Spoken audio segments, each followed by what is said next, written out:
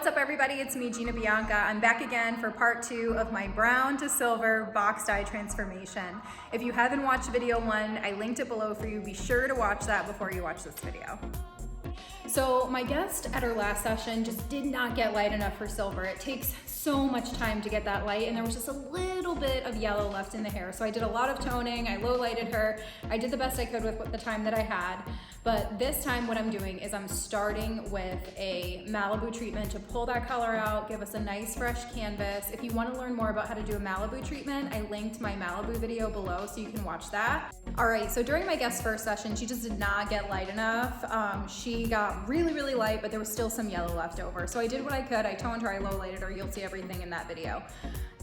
In this session, I started with a Malibu CPR treatment to just pull out everything that we did before, give us a fresh, clean canvas. And then I went in with the K18. This is like my new obsession. I'm really into this product because her hair is so healthy. Usually during color corrections, the hair is just beat up. Even if you go slow and low, if you go gentle, it really doesn't matter. Like the hair cannot take being lightened for multiple hours at a time without having some kind of wear and tear. But the K18, her hair was amazing. You'll see in the video, but I'm using that again. I definitely feel good about it. So I did her CPR, rinsed everything out. Now she's with the K18 for 4 minutes, just letting that process, and then we're gonna power dry her and go in and do an express platinum card. So we're gonna do big sections in foils and just lighten her again to get her past that yellow. And then I'm gonna be using the Wella permanent toners. This is gonna help give her silver. It's my first time using these ones. I'm just trying some new products to share with you guys on YouTube. So follow me for the journey. I know you're gonna love the transformation, and thank you all for watching. All right, so all of the prep work is done. She's a nice even blonde. You can really see from our last session how amazing it really came out. So today, after all of that prep work, we're gonna go in and do another platinum card.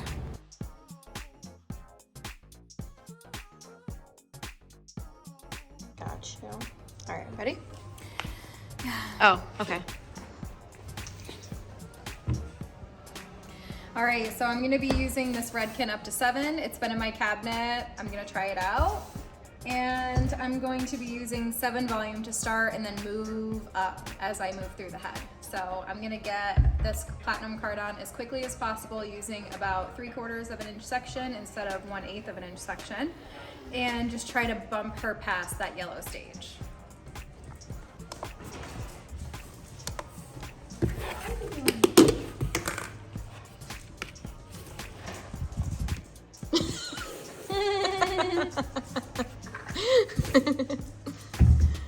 The reason I'm using this lightener is because I don't want 9 levels of lift. I want 3 levels of lift max. I want her to be like a level 11.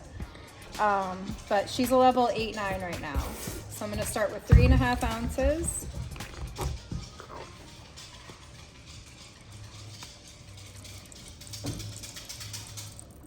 And go all the way up to 7. Haha, get it? Love it.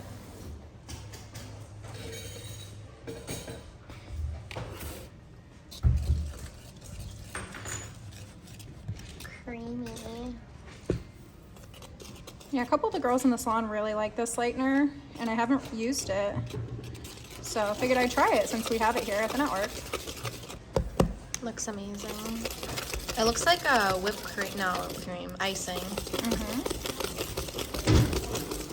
Gotta go frosted cake.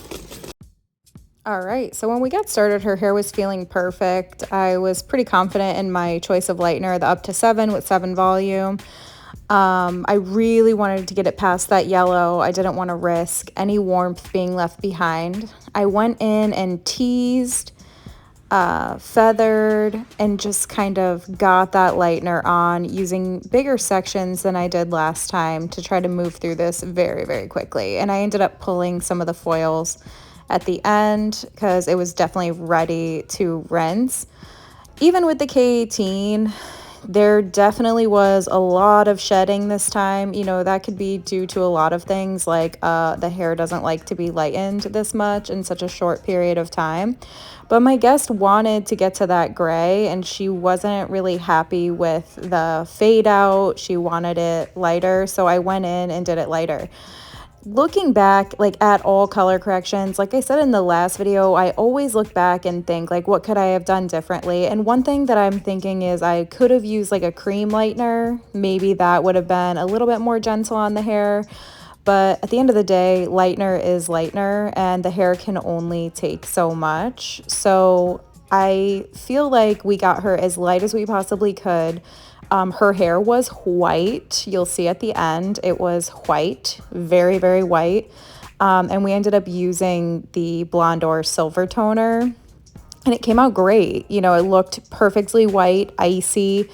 The only thing I'm like sad about is there was like a lot of shedding, and her hair is now in the 2-week shock period that happens during color corrections. Like, you know, when you do like a really in-depth color correction, that's like, you know, a 10, 12, 14-hour service, and there's a lot of lightener on the hair goes into a shock period that says, hey, don't touch me for a little bit, let me be, let me heal, and it will come back. You know, you just have to let it rest. So, you know, even though we use the K18, even though I use very low volume, even though I was moving very quickly, it doesn't stop the fact that it's just hair. You know, the hair is not this magical fiber that is immune to damage. No matter what product you put on it, it's definitely, you know, susceptible to damage. So if you're considering getting a color correction, just know that and be prepared to lose some length. She definitely had to lose a little bit of length today. Her first session, we didn't cut barely anything off. And this session, we cut off a few inches. And it still looked amazing. She was really happy with it. All was well. But as a color correction specialist, you never like to see hair in the brush. Well, it happens. So just being super transparent about these services and these processes. So I'm continuing to foil all the way up, and I'm moving very quickly, trying to get this color on in a timely fashion. We did decide during the service that we were going to do a money piece in the front, because for some reason her gray in the front was growing in much darker than the back, and that's like not that normal. Usually people have like the lightest gray in the front, but she had like a dark patch up in the front, so we did do like a little money piece on her, which will be good. You know, she can come in and touch that up a little bit if she wants to, just to brighten up around her face when she does her toners. I got some feedback from my guest. She said that when she went home, everyone in her family and her friends said that she looked more like herself, and that they all loved it, which made me really, really happy. I love to use the Framar Big Papa foils. They cover so much area. So for the areas that are pretty wide, I'm using my favorite tools, the Big Papa foils and my long tail foiling comb. Definitely essential when you're trying to be quick with it, so highly recommend those. And you can see my sections are pretty big. You know, they're nice thick sections. I'm not going for that tiny toothpick size section. I'm just trying to get the color on. Bird's eye.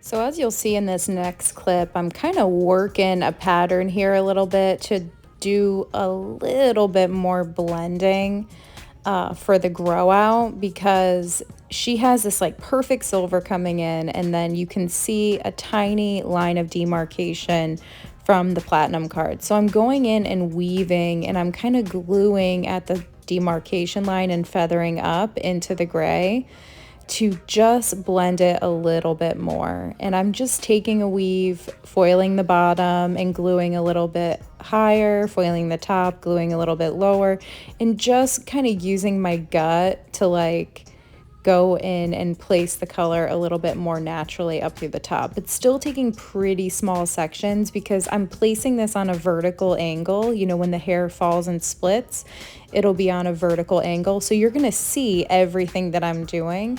So I don't want to go crazy putting dimension and chunkiness in there. So I'm going very, very small. So after the first session, she reached out to me like 4 weeks later and sent me some pictures of her hair. She was like, yeah, this is how it's fading. And I'm like, yeah, that's to be expected. You know, it kind of looked a little like icky because of the yellow that was left over and toning it gray. You know, it really does not look pretty. It was kind of on the greeny side. And she was like, when can I come for another session? And I was like, let's book you for this day. You'll probably need about 4 hours. And that's how long it took me to do this whole service, start to finish, about 4 hours. So like I said, I was doing a money piece around the front. So it took me a little bit longer to apply the front foils because I was going in and just trying to detail out that money piece and make sure it wasn't too chunky. And I had bumped up, I believe, to only like 10 volume. Like I kept the volume pretty low. I think my last few foils were 20.